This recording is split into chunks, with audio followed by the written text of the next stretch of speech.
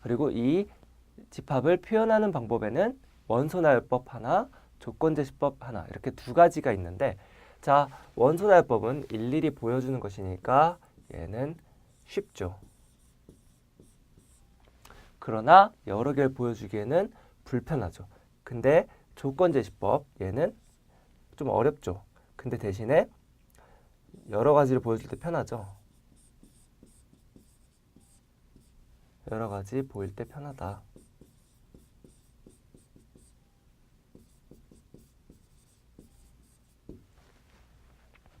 그래서 이 안에 들어있는 대상들의 공통적인 속성을 설명해 주는 거예요. 여기 약간 잘못됐죠? 이렇게. 그리고 기호 하나 설명하면 이 땡땡, 세미콜론이 나와 있는데 책에 따라서는 좀 다를 수 있어요. 책에 따라서는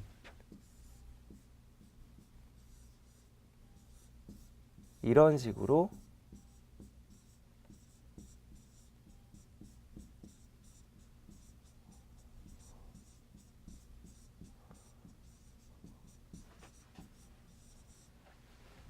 나올 수도 있거든요. 뭐냐면 바라고 하죠. 막대기.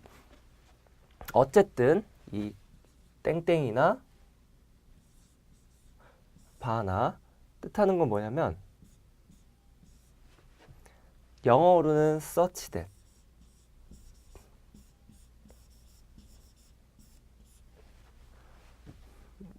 그리고 우리말로는 뭐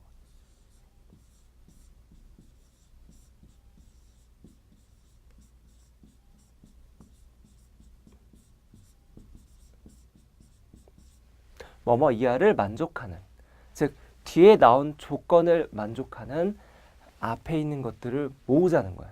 자, 그래서 조건제시법으로 잘생긴 남자들의 집합을 어떻게 쓸까요?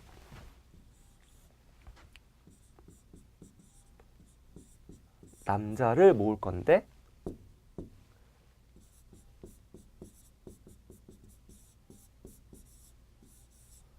이렇게 되겠죠?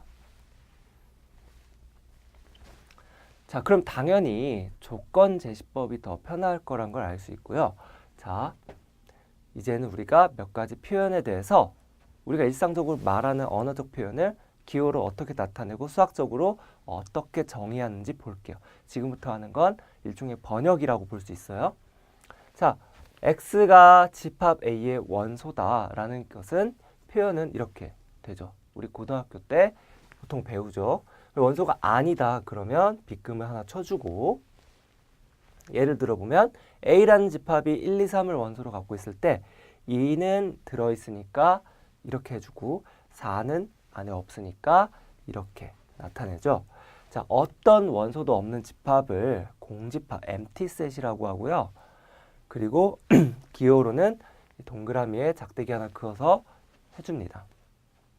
그래서 두 번째 예제를 볼게요. 얘는 보면은 유리수를 모을 거야. 근데 어떤 유리수? 제곱해서 2가 되는 유리수. 우리가 중학교, 고등학교 때 제곱해서 2가 되는 수는 무리수라고 배웠으니까 얘는 그런 유리수 없죠. 그래서 공집합이 됩니다. 제가 이런 예를 왜 들었냐면요. 여러분이 문제를 풀 때 처음부터 문제에서 얘는 공집합이야 이러고 문제를 풀어봐 이러면 너무 쉽죠. 근데 어떻게 해요? 이 집합이 처음에 공집합을 안 알려주고 얘처럼 이렇게 쓰는 거예요. x는 유리수고 제곱하면 2가 돼. 이것만 보면 되게 멋있어 보이는, 되게 뭔가 있어 보이는 집합인 것 같다라고 해서 문제를 풀면 틀리죠. 왜냐? 비어있는 거에서 뭔가 어떤 집합의 원소를 꺼내서 문제를 푼다는 것은 모순이잖아요. 그쵸? 그러니까 항상 여러분에게 주어진 집합이 공집합인지 판단을 하고 문제를 푸셔야 돼요. 자, A가 B의 부분집합이다의 정의는 A의 원소는 모두 B의 원소다. 또 다르게 말하면 이건 약간 느낌이 A의 원소를 모두 꺼내가지고 B에 집어넣었다는, 약간 한 번에 뭔가 채로 뜰채에 들어서 넣었다는 그런 느낌이 들죠. 마음이 편하고. 근데 좀 불편하고 길지만 A에서 임의로 한 개를 꺼내는 작업을 했을 때 얘가 성분 검사를 해보니 B에 들어간다. 이렇게 정의를 해볼게요. 그럼 되게 불편한 거죠. 아니 뭐 한 번에 다 꺼내서 B에 있는 원소야라고 표현하는 게 좋지. 임의로 하나, 임의라는 표현부터가 어렵죠. 임의로 하나 꺼낼 때마다 확인해 보니 여기 들어간다. 되게 뭔가 이상하잖아요. 근데 사실은 이게 좋은 거예요.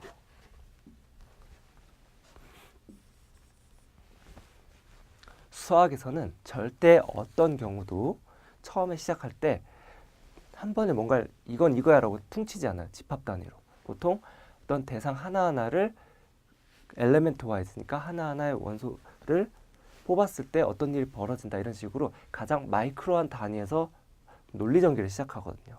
그래서 약간 여러분이 상식선에서 여러분이 일상에서 사용하는 그런 논리의 느낌을 벗어나니까 빨리 수학이 요구하는 사고방식에 익숙해지셔야 해요. 그래서 이거를 좀 더 짧게 표현하면 x가 a의 원소면 x는 b의 원소다. 이렇게 돼요. 집합 표기는 이렇게 되고 집합 표기 자체에는 이런 노란색 내용이 안 보이죠? 원소 모양이 없으니까. 그래서 이 부분을 한정기호, 논리기호라는 걸로 나타내면 이렇게 돼요. 그래서 이거 제가 해설을 해드릴게요. 자, 먼저 두 줄 화살표가 뜻이 뭐냐면 여러분이 명제 시간에 이런 걸 봤을 거예요. 뭐냐면 이거의 뜻은 P면 Q이다 라는 거예요. 그래서 P, Q 사실 저는 고등학교 때 마음에 안 들었어요. P가 뭐야? 근데 보통 P랑 Q는 뭘 가르치죠? 얘랑 얘는 어떤 명제들을 가리키죠. 그래서 예를 들면 P는 뭐 나는 바보,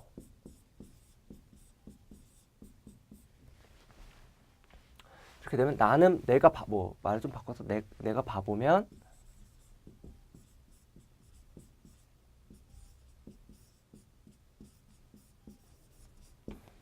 나는 멋지다. 이런 식으로 문장을 매번 쓰기 그러니까 하나의 일단 알파벳으로 퉁친 거죠. 자, 그런 상황에서 그럼 여기서 우리가 알 수 있는 게 이 두 줄 화살표는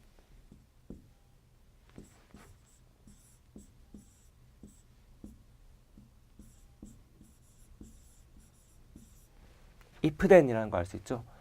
뭐뭐이면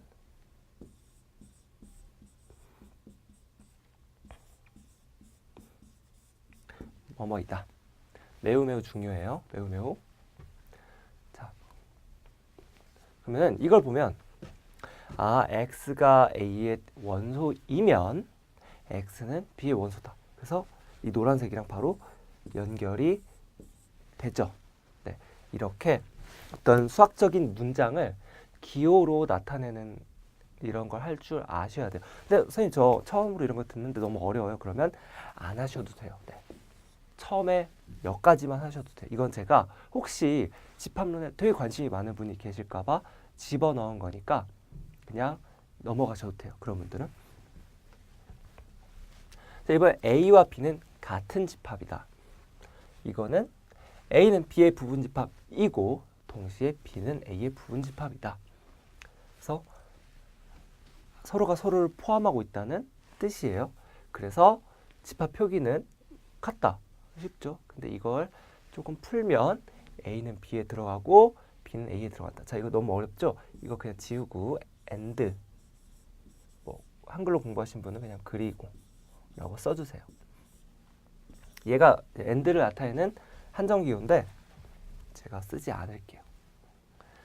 그래서 이 부분을 이렇게 나타내고 이 부분을 이렇게 나타낸 거죠. 그럼 정확하게 된 거죠. 그러니까 얘를 기호로 나타내고 우리가 알아들을 수 있는 한정기호로 풀어 쓴 거예요. 네. 그러니까 일종의 이런 거예요. 얘는 제가 약속어. 그러니까 나는 널 사랑해. 근데 이 말이 너무 귀찮아. 우리끼리 그냥 빨리 알고 싶어. 그래서 우리끼리 딱 이렇게 하는 거랑 비슷한 거죠. 그래서 두 개 다 잘하시면 좋아요. 네. 그리고 설령 이 기호를 모르셔도 머릿속에서는 이런 언어로서 생각을 하고 계셔야 돼요.